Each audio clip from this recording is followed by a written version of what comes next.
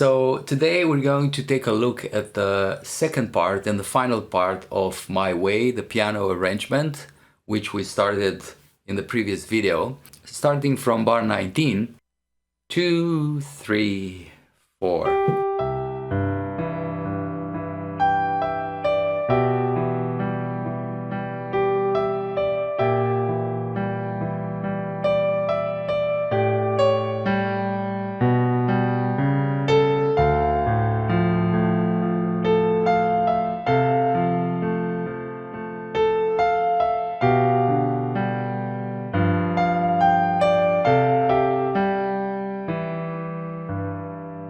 Let's stop here for the moment. So in the first part it was, this time is simply one octave higher. Just to bring a sense of novelty, if you change just the range, it brings something new to the song, a new kind of energy. In the meantime, I'm going to add some intervals, so for more harmony, for more texture. For example, the opening. So I hold G and E down for a solid sixth, right? And the beginning of each bar opens with an interval. I'm going on to the next one. And to the next bar. And then I continue to bar 28. A, F. Again another sixth, solid sixth. Same sixth. This time the sixth turns into a seventh. G and F, that's a seventh, which implies the G seventh chord. And it ends to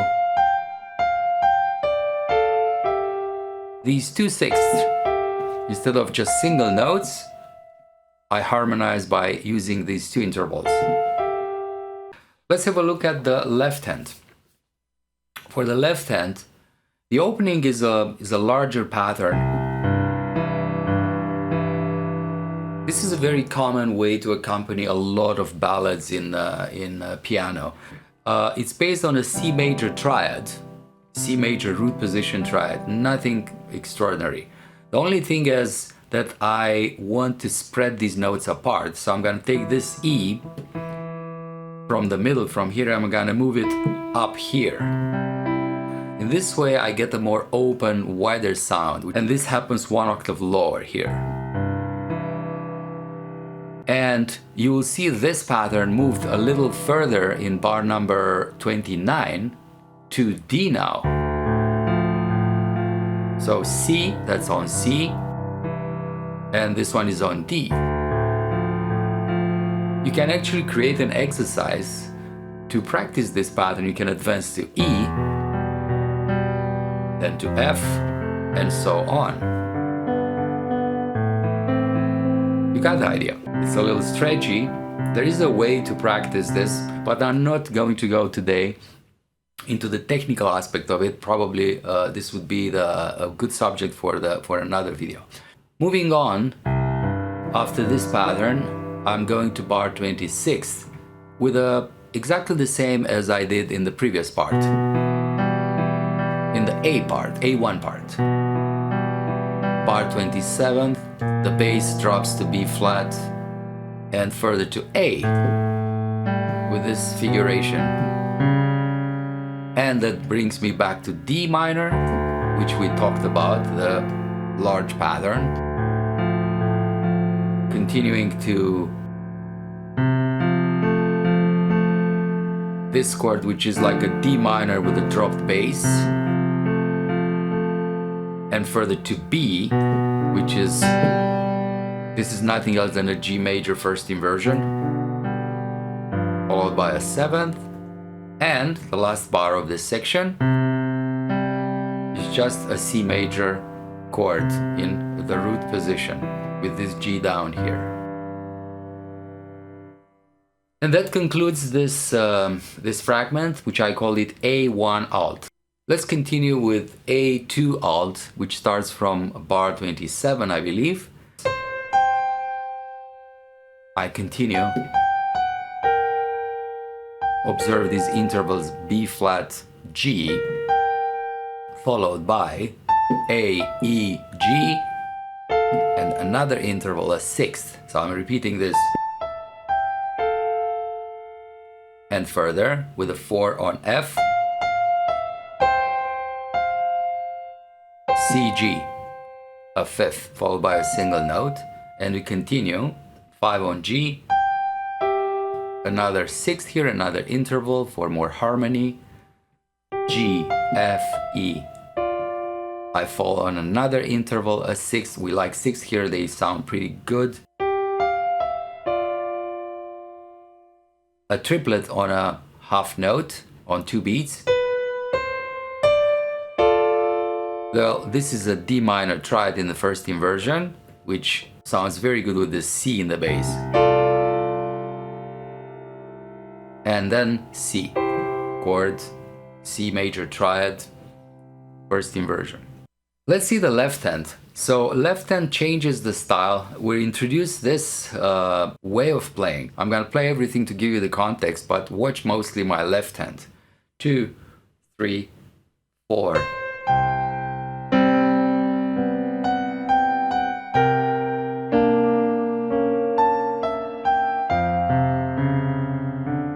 I'm gonna stop here. We have in these two bars this type of playing with the left hand. I have a bass and a jump to an interval in a different octave, so it's quite a big distance. So this is a very common way to create an accompaniment in some styles, in some pieces for piano. Stride piano, classical music, like if you try all the, Chopin's waltzes, and a lot of music is written in this way for the left hand. So we're talking about a note in the bass, a single note in the bass, after which we have create this kind of big jump to the next octave off, sometimes even 2 octaves, to an interval or to a chord. So C. Further in the next bar I have this. So without going into too much detail about chord extensions and stuff, just remember these intervals: G, C, G, B, and then B flat, D, B flat, D flat. That sounds amazing. Continuing to bar number 29. Here I like this chord, this smooth voice that goes, inner voice that goes F, C, C sharp. As you can see, I cross my second finger over the thumb and leads to D. That's an F major chord. And then going to F minor. Transition notes that create an inner melody for the left hand. F, E, D. Going further to this C major chord with G in the bass and G seventh, and we finish with,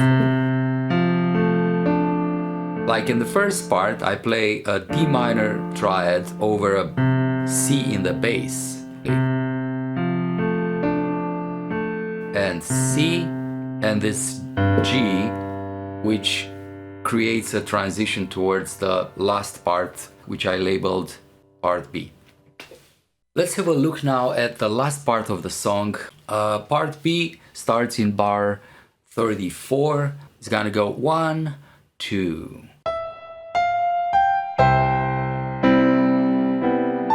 I'm going slowly.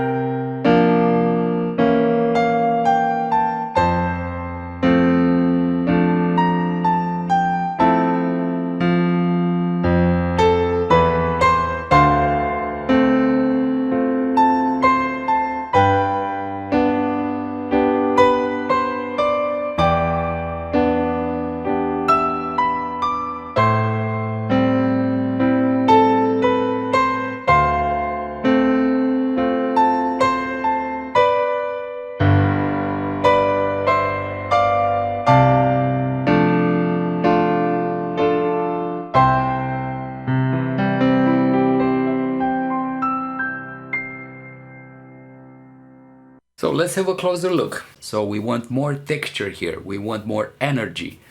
Let's see how we achieve this. So the melody starts on the last two beats of bar 34 with a triplet. 1, 2. And this is just a C major chord in the root position, followed by normal melody, landing on this sixth B flat G. And then going further, single notes F, G, A, a sixth, C and A, followed by single notes and another interval, which is a fourth. And then from this point on, to add maximum texture and power, the melody is played in octaves.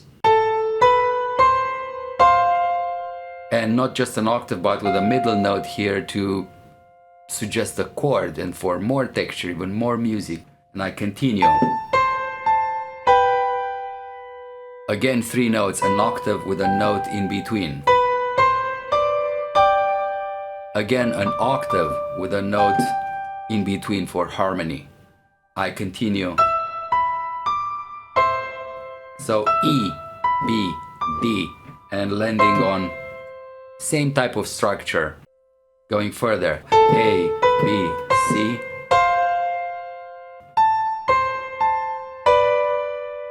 And the final stretch, I have this triplet. These structures are all parallel. I'm just advancing with all three notes to the next higher key. And here I'm going to use a 4-note chord for full texture. This is a D minor chord, a 4-note chord. And that resolves to a key lower to a C major. In the same configuration, a triad with a double C on top. So D minor, C major. Going back to where this section B starts, so the low C, and going in the middle C area for these triads. So this is a C major, and this is a C major 7th, without going into too much detail here about harmony. I like this going here, so I have a C, which is C 7th 9 with a suspended 4, going to a C 7th flat 9, and moving on to an F major. Here we have an inner melody. So C, D, E going up, right? Going further. And then a transition note. So E octave, D octave. And then again jumping, D minor. D minor 7. Let's try to understand a little what happens here. So a D minor, technically, just to create some motion, I'm playing this chord, but first I play the bottom notes of the chord followed by the full chord, the full triad. So just 2 notes and full triad. Continuing with the same approach, this time on G. So first an interval followed by the full triad. Next, E minor. It's identical to the previous 2 bars. And finally, A minor. So A minor 7th. Then D minor. And then just a G after a quarter rest, a powerful G. Right before I'm doing. So let's have a look here at the left hand. Left hand does C in the bass and then inversions of D minor. If you practice your D minor chords, triads, inversions, this is going to be really easy. We end on a C major chord.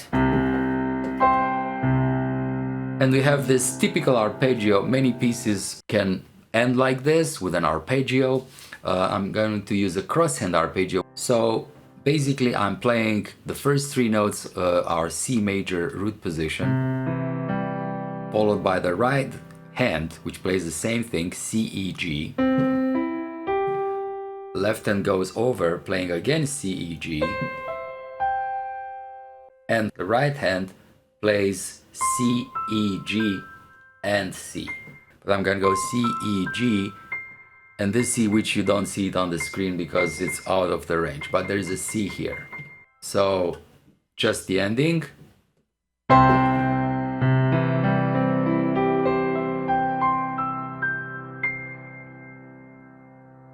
And that concludes the whole arrangement of my way with all the parts. I'm very curious about your comments, what you find challenging, where did you have where you had problems, and how maybe I can help or offer suggestions. So stay connected, subscribe to our channel for more videos like this, and see you next time.